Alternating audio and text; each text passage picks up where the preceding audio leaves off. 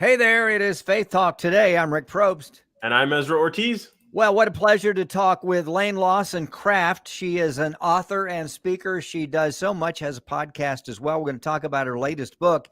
It's called The Parents' Battle Plan. Laine, how are you? Good morning. I'm doing great. Thank you so much, Rick, for this opportunity. We saw this and we really wanted to talk to you. In fact, Dan, who usually does the show with me, is out seeing a doctor today, having his head examined probably for hanging with me. But it's all good. But we read this stat that was on the press release that we were sent from your publisher. Recent CDC survey says that we've never seen levels of hopelessness and suicidal thoughts among teens ever in the U.S. Nearly every family has been touched by addiction, suicide, and other mental health struggles. And you and I were talking about our own kids, yes, and how that the older ones did have challenges, and then the younger ones, it's just a whole different world, even between a few years. So first of all, thank you so much for writing this. Your experience on paper and you communicating that is helping so many people. Thank you very much. Where do you want to begin? How about your story real quick? Well, yeah, just basically, Rick, all three of my kids all struggled with darkness of the world. And I say to parents right now, it's never too dark. But all three of them uniquely had struggles. My eldest son, let me just start with him. He was about 12 or 13, Rick, and a neighbor child showed him porn. And he said he believes that was the gate that started a 15-year battle of darkness. Yeah. So Stephen was into cocaine and alcohol and womanizing, and he had a lot of problems. He always got caught with the law, so it was very, very dark. And so it took 15 years before he had an experience with God. And what happened, Rick? He was high on cocaine, 28 years old, calling an Uber to get to the next bar. And the Uber driver came and picked him up.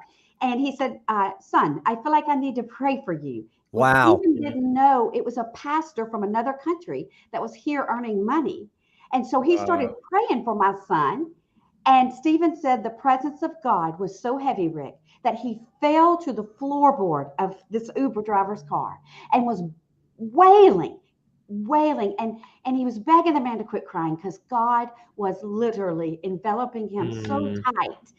So he knew, because he was raised, Rick, we were talking about at the time my kids, all three, were facing hell. I was publishing a national magazine that was faith-based, and every bookstore in America and Canada, with Dolly Parton, Reba McEntire, Justin Bieber's mom, Kathy Lee Gifford, all of these women that had faith and wanted to show where their faith mattered. So here I was thinking, oh my goodness, I'm doing kingdom work. I'm doing what God's purposed me to do, and yet my kids struggled. So Stephen was delivered and set free and immediately changed. And Rick, I was saying off record, it shows and proves that you don't have to clean up for God to pursue you and touch you. So for any parent right now that your child you think is too far from God, that's not true. My son was high on cocaine, going to the next party, and God came into an Uber driver's car. Let me look at my second kid, Lawson. So Lawson was great. He had an experience really young. He was at the store in Mississippi with a fake ID trying to buy cigarettes at 15. Do you know that a policeman arrested my son, put him in the back of a car? This kid had never been in trouble, weighed about 90 pounds, put him in juvie because when it's Friday, your kid has to stay in jail 3 nights. Yeah, right. By law. Here he is, innocent, great child, was buying cigarettes when there was murders and drugs and all of these things that really were in our town. And it really changed him. And that was the beginning of a dark circle. He loved these music concerts, Rick. He would go to these music concerts, like a lot of these kids do these mood altering drugs, just into drugs, alcohol, and music. And one day, 24 years old. So that started about age 14. But at 24 years old, 10 years later, he had an experience. He was taking his friends very early in the morning on a boat ride.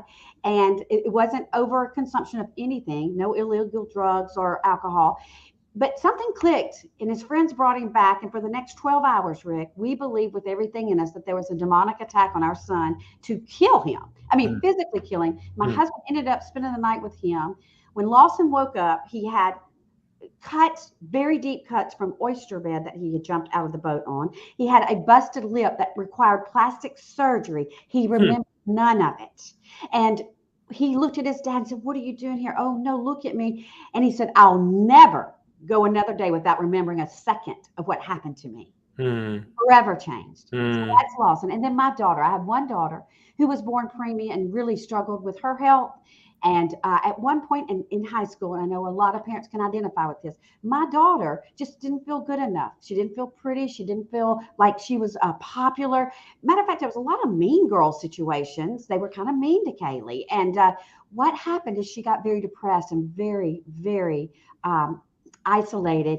And there was a point one night she was in a Jeep with a best friend and she was bawling, crying, Rick. And she said, I don't know if I can keep living. She said, "I hear voices in my head that said life would be better without me."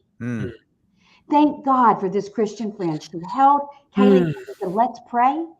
Literally, they prayed. And Kaylee said, instantly, there was this warmth, like a flush through her body. Her tears dried up and she knew it was God rescuing her from this depression. So she was instantly changed forever. So those are some powerful real life stories. And all of this is in this book, Rick. The passion behind this book was it's urgent. I just told you 77,000 children in America died from fentanyl poisoning. Yeah. I want parents to know this isn't kids that are on the street on drugs. These are kids like maybe in pre-law, pre-med, or at college, where they're at a party and somebody says, "Hey, I've got some pills that'll help us sleep because we've all been studying hard." And they take it like we used to maybe take a shot of tequila and they don't wake up, they're dead. Right. We've got to save and really battle in this war for our children. Woo! That was so powerful. I mean, I wanted you to keep going. I didn't want you to stop because there's so many different things. I mean, I love to hear God just changing stories. You know what I mean? Just flipping things around, taking a dark situation and turning it upside down, and using it for His glory, for His kingdom, to ultimately bless other people around. And it's just so powerful. I'm going to go ahead and put up the cover of the book. You know, if you're watching on Facebook and YouTube, you can see it's The Parents' Battle Plan. First thing I really want to just ask you, obviously the title, right? It's The Parents' Battle Plan, implying we're in a battle. Amen. There's a battle. There's a war. And so what does that war typically look like? Dive a little bit more into why you decided to call it a battle plan. Well, when I was looking back, y'all, I was trying to figure out a way, how can I guide other parents to victory? How can I give them hope, for their child? And so as I looked back and was starting to connect the dots, the first thing that really opened up my mind as a mom was that we are in war with the devil, not with that kid that is about to make us crazy. Yeah. I mean, I know I about had a nervous breakdown. I was very, at one point, full of fear and wondering if my kid was going to make it. Y'all, I used to pray to God this prayer: please keep them alive till they're 25.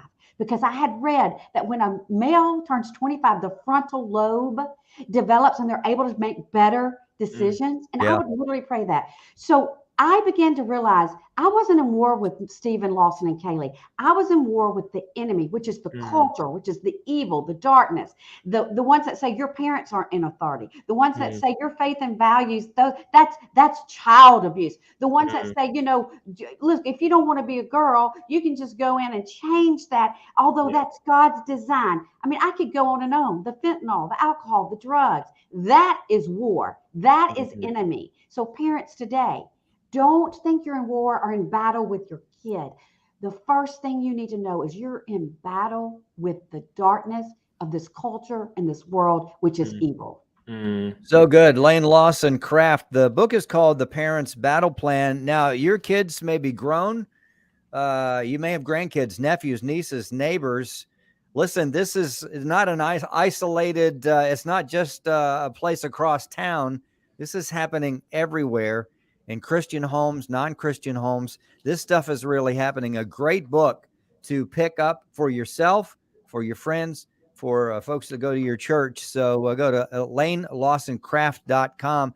Laine, we got to take a break in just a few minutes, but what have you heard so far? Because this book has been out for a little while, hasn't it? Yeah, it's just been out a few weeks. But Rick, what's powerful about it, Amazon, which unusually shipped it early. So we were getting feedback really early. People were saying, first and foremost, it was revelatory. Because I think our culture tells us that we are in war with our kids. They want us to think we're in war with our kids. They don't want to put a spiritual slant to this. And that's why this is a powerful message. You know, we hear about rehabs, we hear about counseling, but nobody is taking the reins and showing the darkness of the spiritual of it. This is evil, right? So we are hearing that it's simple. People are writing in that they are able to do something that day. At the end of every chapter, it says, what can I do today? So it's applicable, it's real life, and I've made it in a way that it literally guides them to all the aspects that you need for your child's victory.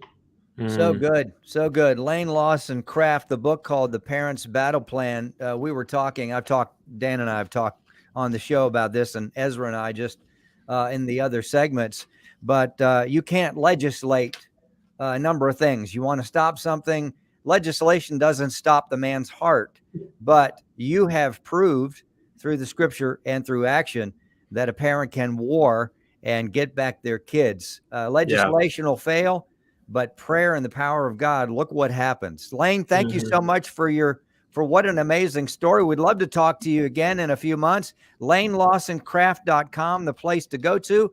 We got to take a break. We'll be right back. I'm Rick Probst. And I'm Ezra Ortiz. This is Faith Talk Today.